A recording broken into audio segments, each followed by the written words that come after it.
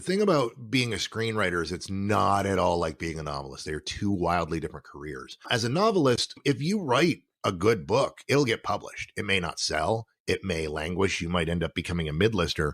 But if you write a good book, you can get it published. Whereas you can write a great script, a killer script, a script that everyone that reads it is in love with it, and it just can't get off the ground.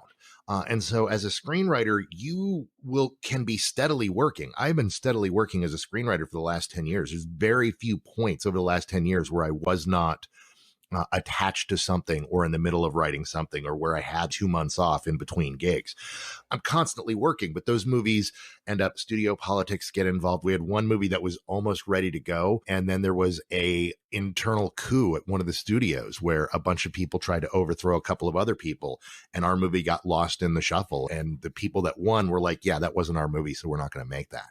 And so you just have stuff like that happen. So I worked on a number of different things before I got to Doctor Strange of increasing budget and status.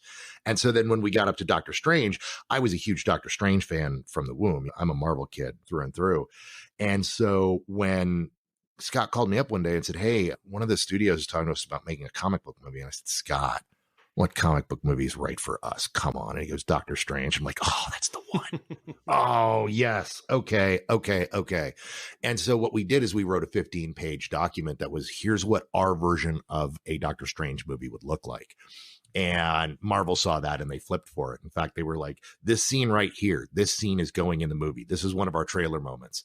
And sure enough, that scene is in the movie today, almost exactly as it had been written. It's the ER scene where he's getting operated on while having a battle in the astral plane. And that was straight from our original pitch document. And the thing is, Marvel knows what they're doing. And there's a lot of don't do this and don't do that and do this and do that. And you go through a lot of rewrites and do, a lot of trying things out that don't work and throwing it out, and a lot of Monday mornings. Hey, so I saw this movie over the weekend and I wanted a scene that was like here and this. So you go and watch that movie and you try to reverse engineer a scene like that. And then 3 weeks later, yeah, no, I don't know why we thought that was a good idea. Let's throw that out.